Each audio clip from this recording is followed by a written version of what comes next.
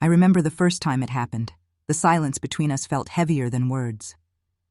She stood by the window, wearing nothing but one of Dad's shirts, the fabric loose, barely buttoned, moonlight tracing her outline. When our eyes met, she didn't move. Her lips whispered, "Go to bed, Josh. This isn't right." But her eyes said something else. I never went looking for this. When Dad married Nicole, I was 19, just trying to accept that my life had changed.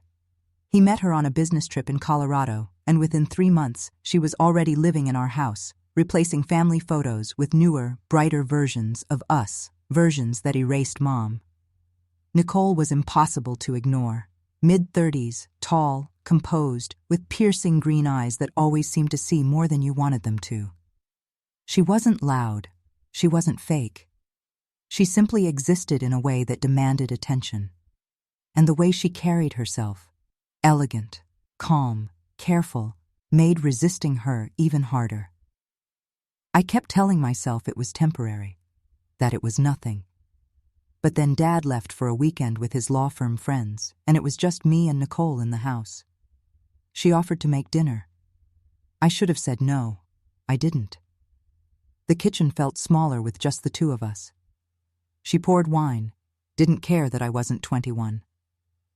We talked about nothing, college, work, plans. But her gaze lingered, and when I looked up, she didn't look away. Later, in the living room, she curled up on one side of the couch, sipping her wine, the air thick with something unspoken. Then she asked softly, "Do you hate me for marrying your dad?" Her question hit me off guard. "No, I don't hate you." "You barely look at me," she said. "Like I'm invisible, like I don't exist." I muttered, "I just don't know where I fit anymore." She was quiet for a moment, then whispered, "I don't know where I fit either." That was the moment I stopped seeing her as only my dad's wife. She looked human, lonely, someone pretending everything was fine. That night, I couldn't sleep.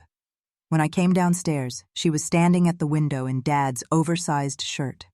The moonlight wrapped around her silhouette. Our eyes locked. Her voice was quiet but unsteady. "Go to bed, Josh. This isn't right." But neither of us moved. The days after felt like slow torture. She acted normal, smiling casually, asking simple questions. But every glance lingered longer. Every accidental touch felt charged. One morning she made pancakes, humming softly, her hair still damp from the shower. I thanked her. She smiled without looking up. "Don't thank me. Your family." I wasn't sure if it was a reminder or a warning. Dad came back Sunday night. Nicole laughed at his stories, touched his arm. She looked like the perfect wife. But when I walked past her, she brushed against me lightly and whispered, "Sleep okay this weekend?" My heart nearly stopped. Weeks blurred together. I stayed out late, picked up more shifts, tried to avoid her. But she left notes. "Eat something. Laundry's done. Don't forget your charger." Her handwriting always ended with a smiley face. Then came the night, everything cracked. It was storming. Power flickered. I was in the garage working on my bike when Nicole walked in, soaked from the rain, barefoot, shivering. "I locked myself out," she said. I handed her a towel, tried not to look. Her blouse clung to her skin. "I miss being seen," she whispered suddenly. "Really seen, not as a trophy, not as a possession, just seen." I looked at her, at the woman who always seemed perfect, yet carried so much hidden behind her eyes, and I said the words I shouldn't have. "I see you." She stepped closer. Her hand brushed my face. Then she kissed me. It wasn't wild or desperate. It was quiet, inevitable. A kiss filled with guilt, confusion, and truth. She pulled away first. "This can't happen again." I nodded. But deep down, I knew it wasn't over. The next morning, she acted as if nothing had changed. She smiled, poured coffee, sat beside Dad like always. But she wouldn't meet my eyes. For a while, that was it. Silence. Until one afternoon I came home early. She was crying in the laundry room, eyes red, mascara smudged. "He forgot our anniversary," she whispered with a broken laugh. "Rescheduled it, like a dentist appointment." I didn't say anything. I just stood there. And then she hugged me, desperate, trembling. "You make me feel like I still exist," she said.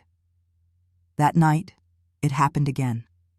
Not much, just a kiss, a touch. But everything changed. We were walking on the edge of something dangerous, pretending not to fall. Then one evening, Dad found my phone. A picture I'd taken of Nicole by accident, her hair in the wind, smiling at something I'd said. It was too real, too intimate. "Why do you have this?" he asked. I had no answer. Nicole covered instantly. "It's for my birthday slideshow," she said smoothly. Dad didn't believe it. After that, he watched us. Nicole pulled away, went cold. She erased everything we had, until the night before I left for college. She knocked on my door. "I shouldn't be here," she said. "I know. I'm sorry." "I'm not," I told her. She smiled, sad, beautiful, then kissed me one last time. "I'll always remember you," she whispered. And then she left. Sometimes love doesn't come with ribbons or happy endings. Sometimes it's tangled in guilt, buried in silence, sealed with a kiss you'll never forget. She said it was wrong, but she still let it happen. And so did I.